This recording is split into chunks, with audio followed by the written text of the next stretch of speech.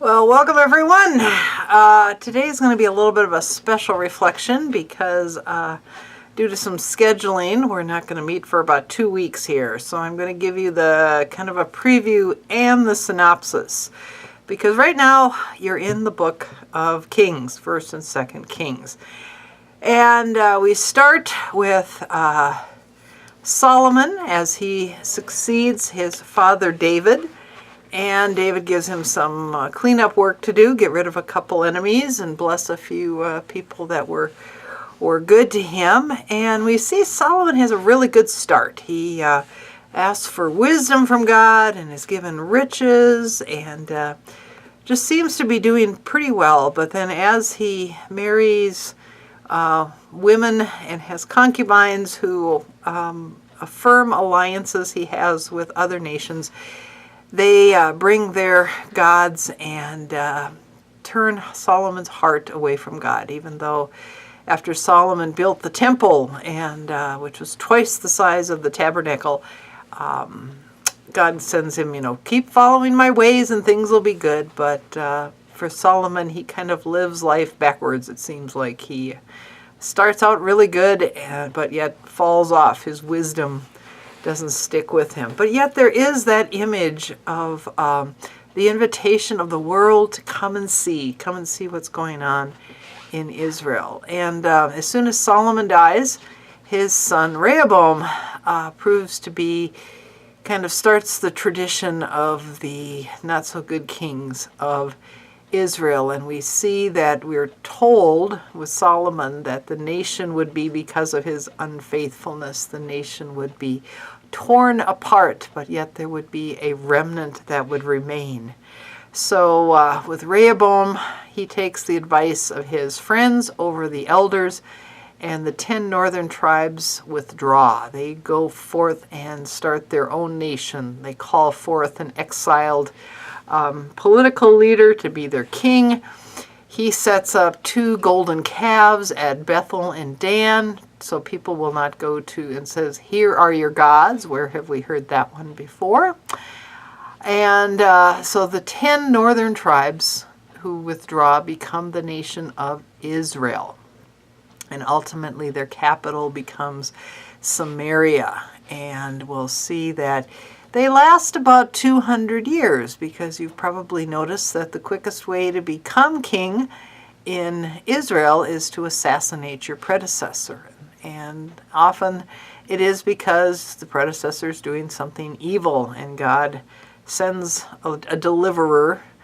But it just things don't work well. And that northern kingdom is on a major trade route, so that it has a little more interaction with the outside world, and it's just on the edge of the empires, so that it's in the middle of trouble. And so after about 200 years, the Assyrians come in. Their policy is they take the people out and relocate them. And so the children of Israel are taken out and replaced with people from another foreign land who ask, well, who's the God in this area? And there's just enough people left that they say the God of Israel, the living God, and they develop this kind of hybrid Hebrew religion. And we see later when they're referred to as the Samaritans. So they're kind of got this half-breed. They have a claim, but the other children of Israel don't claim that. And so when you hear about the 10 lost tribes of Israel, those are what we're referring to. Now the southern kingdom becomes what's known as Judah. And Judah is the tribe of Judah and Benjamin. They have Jerusalem still as their capital. They're a little bit off the beaten path, a little more rugged, so they don't have quite the interaction. But the thing that happens is, even though there's evil kings, the house of David continues in the line and creates stability for almost 500 years. Where Israel had instability, 19 kings in 200 years out of 5 to 7 families, Judah has that long history of good, bad, or ugly. The king is always from the house of David. And it gets confusing because, if you may have noticed, everything is measured in relationship to someone else. Israel and Judah measure in relationship to their kings. And so even though the time is measured by the kings, also as the king goes, so goes the country. And we'll see a little more of this get fleshed out as we get into the prophets. But ultimately, by the time you get done with 2 Kings, even the southern kingdom of Judah has gone into exile. But yet there is that hope that they will return. Then you also run into the books of the Chronicles, the book 1st and 2nd Chronicles. And these are written a little differently. I'm not going to say much because I want you to kind of note. Think to yourself, who wrote these? For what purpose? There's a lot about David, a lot about the tribes, and what they've done. And note, is it just all the good events, or are even the bad events given a little extra twist as to what's going on? As we finished in the New Testament, we finished the Gospel of Luke. From the cross, Jesus says, "Father, forgive them, for they do not know what they are doing." And he pardons the penitent thief and says, "Today you will be with me in paradise." So as this perfect sacrifice, he is there for the forgiveness of sin and for the reestablishment of relationships. And his mere presence, I love the story that Pilate and Herod are enemies and become friends because bonding around Jesus. So it's like even when Jesus touches these hard-hearted men of the world, they take on his characteristics. And the other interesting thing with Luke's gospel we just noticed here at Easter was that Jesus isn't there in the empty tomb. He's nowhere to be found in the garden. He doesn't show up till later that evening when the disciples are gathered. He shows up out of the area on the way to Emmaus. So he's out ready to do his mission. But then you begin the Gospel of John. John is the last gospel written, and John's gospel is different. John is the one that read everybody else's gospels and said, "Oh, here's the stories they forgot. Here's the work of the Spirit they forgot."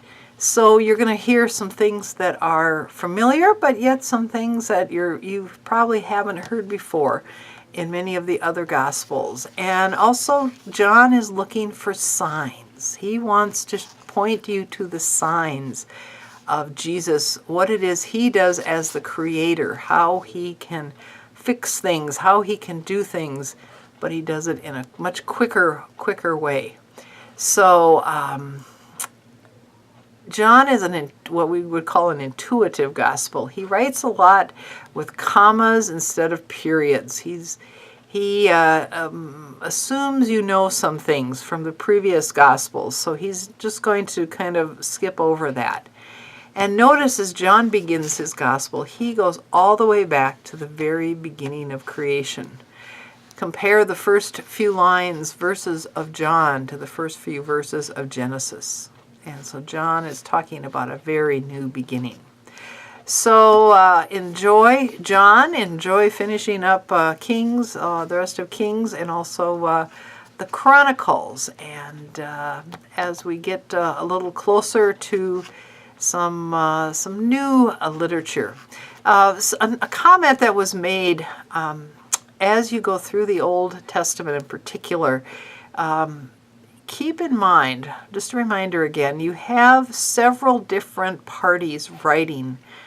One is what's often referred to as the priestly line, or the priestly kind of party. And they are going to write things pretty black and white, based on the law. How is God setting boundaries? How is God setting it up to be worshipped? Where is the worship being centered? How is God creating order out of chaos? Then you have what's called the Yahwehs, that are more relational people. And their stories are maybe going to be a little bit messier, talking more about God's relationship with people, God forgiving people, giving second chances, giving hope to people. It's a lot like when you read through the newspaper, when you're reading the news, it's supposed to be factual, black and white. Here's what happened. Here's the result. When you read the editorial page, you're getting more, or the social page, you're getting more of how people are working together. What are people's opinions? How are they living out? And how is it affecting them? So kind of keep that in mind as you go along. What is the storyteller trying to get across?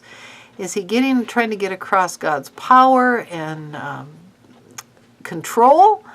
Or is he getting across the loving heart of God who wants a relationship with us? All right, sounds great. See you guys back here in 2 weeks. Thanks. Bye-bye.